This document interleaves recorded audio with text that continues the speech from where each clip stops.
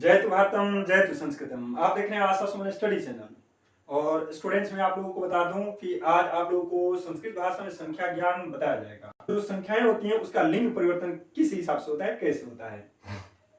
तो एक चीज मैं बता दूं आप लोगों को कि संस्कृत भाषा में 1 से 4 तक की संख्या, क्या मैंने बोला, 1 से 4 तक की संख्याएं जो होती हैं वह अलग अलग लिंगों में अलग अलग ढंग से प्रस्तुत होती हैं। लेकिन 4 से लेकर के अनंत तक, जहां तक आपको संस्कृत भाषा में संख्या ज्ञान पता हो वहां तक सबकी मैं बात बता रहा हूं, उसमें लिंग परिवर्तन बिल्कुल नहीं होता।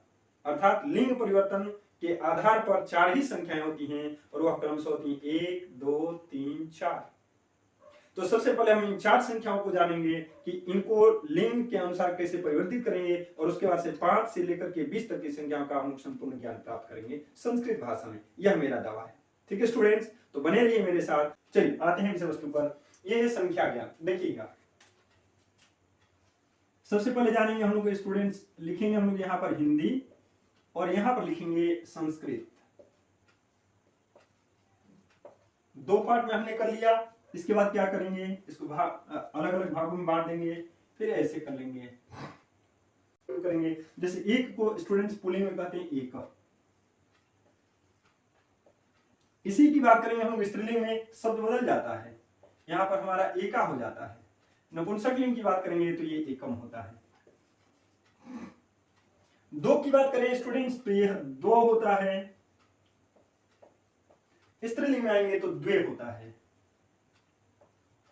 और स्त्रीलिंग के अनुसार नपुंसक लिंग में भी सेम शब्द होता है और वो होता है द्वे।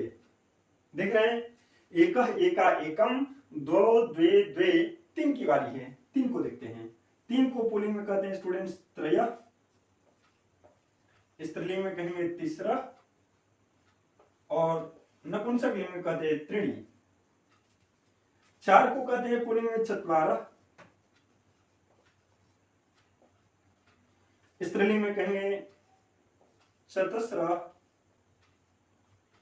और नपुंसक लिंग में कहेंगे चत्वारी। चलिए एक बार मैं पढ़ के बता रहा हूं आप लोगों को, ताकि पढ़ने में भी असुविधा ना हो, और पढ़ने में जब असुविधा नहीं होगी तभी तो आप याद कर पाएंगे। सीधी सी बात है। चलिए इसको देख लेते हैं। एक को कहते हैं स्टूडेंट्स एक, एका एकम। ध्यान रहे, लिंग के अनुसार अलग अलग देखना है।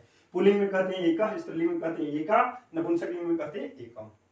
दो को कहते हैं पुल्लिंग में दो, स्त्रीलिंग में द्वे और नपुंसक लिंग में भी द्वे। ठीक है स्टूडेंट्स। तीन को कहेंगे पुल्लिंग में त्रय, स्त्रीलिंग में तीसरा और नपुंसक लिंग में त्रीणी।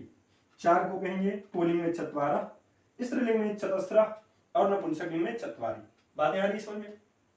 तो ये था 1 से 4 तक का संख्या ज्ञान, जिसमें हम लोगों ने लिंग के अनुसार सभी शब्दों को क्रमशः जाना। अब बात आती है 5 से 20 तक। जैसा मैंने बताया था कि 1 से 20 तक की संख्याओं का मैं संस्कृत भाषा में बताऊंगा कि कैसे प्रयोग करना है, उसको देखेंगे अब हम लोग 5 से। देखिएगा,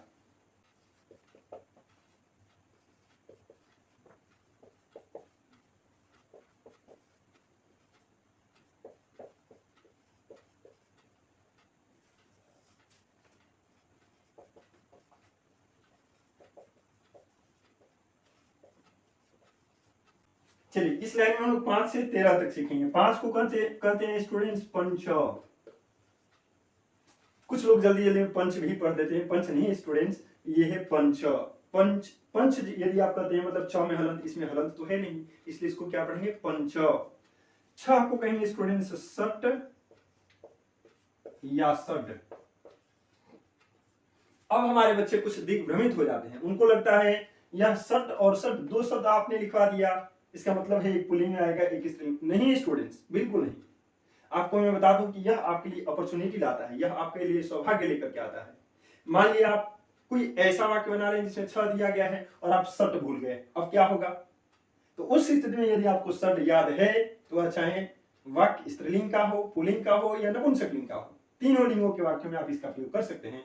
चलिए 7 को कहते हैं सप्त, 8 को कहते हैं अष्टौ या अष्टौ। यहां पर तो एक मैं बात बताना चाहूंगा, यहां पर बच्चे हमारे जान जाते हैं कि ये द्विवचन का शब्द है। जैसे हम लोग पढ़ते हैं बालकः बालकौ बालका, तो बालकों की तरह अष्टौ समझ लेते हैं।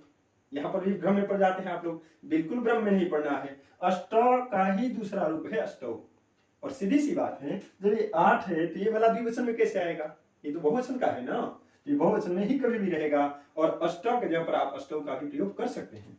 9 की बात आएगी तो इसको कहते हैं नव, 10 को कहते हैं दश। देखिएगा यहाँ पर 10 दिया है, लेकिन यहाँ पर पढ़ेंगे तो 10 नहीं पढ़ेंगे, दश। क्या पढ़ेंगे, दश। 11 की बात करेंगे तो 11 को कहते हैं एकादश, 12 को कहेंगे द्वादश, और 13 को कहते हैं त्रयोदश। आपके समय को बचाने के लिए मैंने 14 से 20 तक की संख्याओं को लिख लिया स्टूडेंट्स। देखते हैं इसको संस्कृत में कैसे बनाते हैं। 14 को कहते हैं स्टूडेंट्स चतुर्दश, 15 को कहते हैं पंचदश। अब यहाँ पर फिर आपसे पूछा जाए कि ये क्या होगा, तो आप में से बहुत सारे स्टूडेंट्स कहेंगे कि षटदशा होगा या षडदशा होगा। नहीं, यहाँ पर बदल जाता है, इसको षटदशा या षडदशा नहीं कहेंगे बल्कि षोडशा कहेंगे, षोडशा। 17 को कहते हैं सप्तदश, 18 होता है स्टूडेंट्स अष्टादश, 19 को कहते हैं नवदश या एकोनविंशति।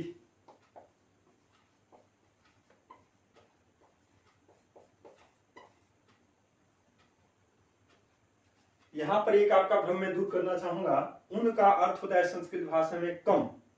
उनका क्या अर्थ होता है, कम।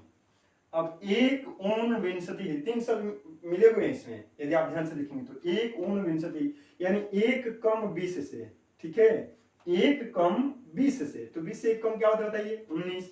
तो इसको भी याद रख सकते हैं, या इससे आसान शब्द ये है तो इसको भी याद रख सकते हैं। तो यहाँ पर जोड़ना है, ध्यान रखिएगा, यहाँ पर 9 दश यानी 9 में 10 को जोड़ देना है, 9 10 19, और यहाँ पर देखिएगा ना तो विंशति मीन्स होता है 20, और एक ऊन एकोन यानी एक कम करना है किससे, 20 से, तो ये भी 19 हो गया। तो दोनों शब्द 19 के लिए आता है, आप दोनों में से कोई भी याद रख सकते हैं।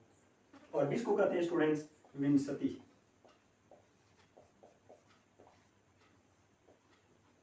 उम्मीद करता हूं स्टूडेंट्स आपको मेरा वीडियो अच्छा लगा होगा। यदि मेरा वीडियो अच्छा लगा है तो अधिक से अधिक बच्चों को शेयर करें, ताकि मैं अगला जो वीडियो हो और अच्छे ढंग से बनाऊं। और मैं उम्मीद करता हूं कि बहुत जल्द आप लोगों के बीच मैं 10वीं कक्षा का, जो मैंने कहा था 10वीं कक्षा का बिहार बोर्ड का संस्कृत भाषा का पूरा सिलेबस, 10वीं का पूरा सिलेबस देने वाला हूं।